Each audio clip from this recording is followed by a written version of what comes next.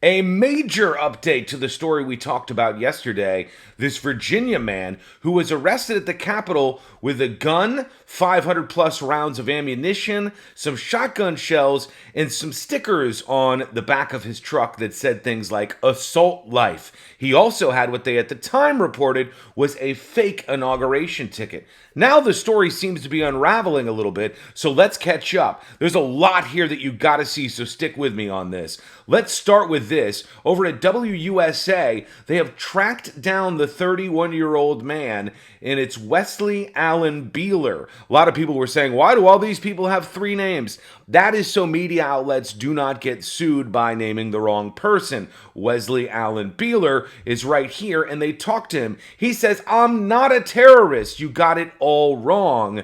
And I'm very sorry because I put myself in a situation I shouldn't have. Let's listen in. I'm not a bad person, and it was just an accident that was made because I forgot to take my time to leave for work and take my firearm out of the truck before I left Virginia. Wheeler says he was on an independent contract with a security company, and the inauguration credential he was given had worked during his previous days on the job. After working for 6 days, he says he had a day off.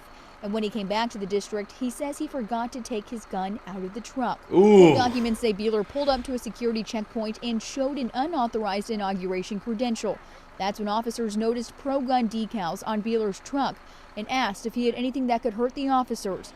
Court documents say Beeler told the officers about the gun and was then put in handcuffs. The moment they said they were going to search the K-9, I remembered that it was in the vehicle. You know, I was in such a rush that day, and I was really nervous. I really was, because I know there's different laws. I don't know what the laws are in D.C. So he didn't know what the laws were in D.C. Therein lies the problem. This guy didn't know.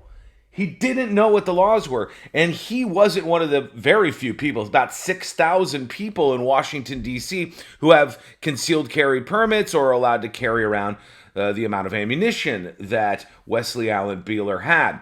But he also, there's more to all of this stuff, has some other things to say.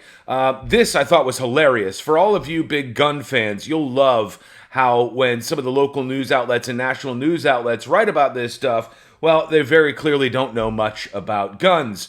I love this. So they're talking about the story. They say, new documents show his truck had several firearm-related decals. If they come for your guns, give them your bullets first. Here's the quote. Police added that inside the vehicle was a handgun, quote, designed to be fired with a single hand and capable of expelling a projectile by means of an explosion. Wow! You mean a gun? A handgun designed to be fired with a single hand and capable of expelling a projectile by means of an explosion. Oh, hire someone who knows about guns. That is embarrassing. That is like your political science teacher tried to describe what a handgun is. Let's keep going. The Virginia man arrested at the inauguration checkpoint says he was lost, did not mean to bring his gun and ammunition to D.C. Here's what they say. A Virginia man was arrested after law enforcement found at least one firearm and ammunition in his truck as he tried to enter an inauguration security checkpoint near the Capitol on Friday. So he drove his F-150 up there. We know the rest of the story. He was arrested on charges of carrying a pistol without a license, possession of an unregistered firearm, and possession of unregistered ammunition, they say. It was an honest mistake, he said, in a tear-filled interview. We're going to go back to an interview with him in just a second, so stick with me.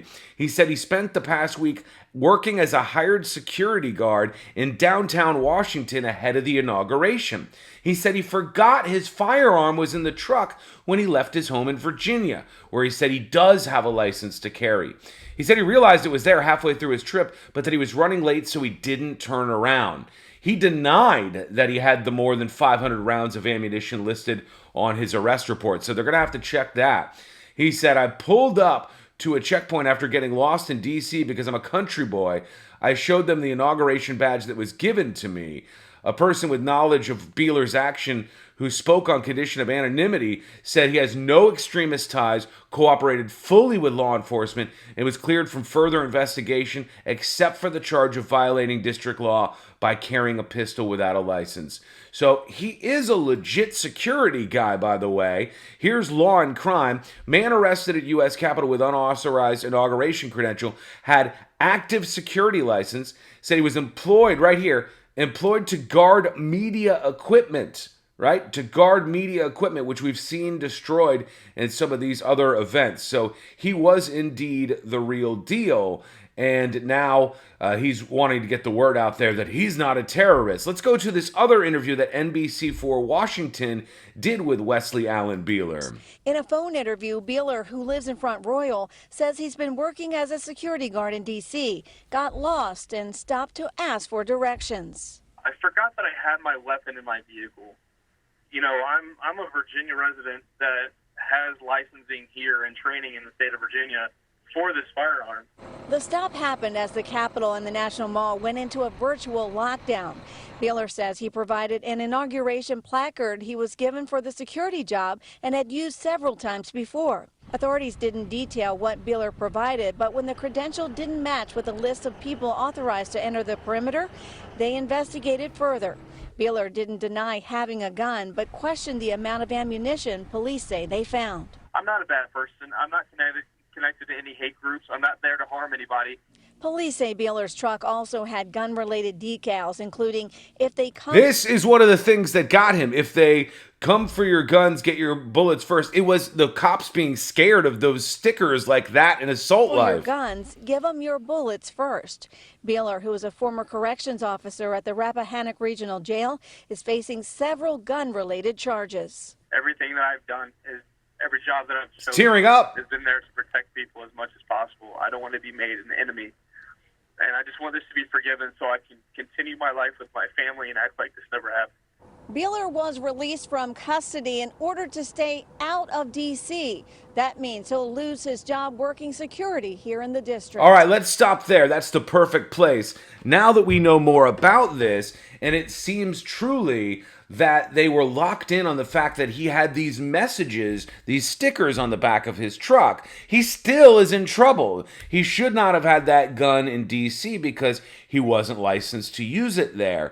He should not have been in the area where he was. But did they get this all wrong?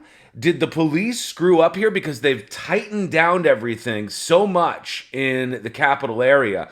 They're so ready for some Proud Boys or for some extremist of some sort to swarm the area and maybe try to take over the Capitol building again that they got it wrong. And he says, I'm not a terrorist.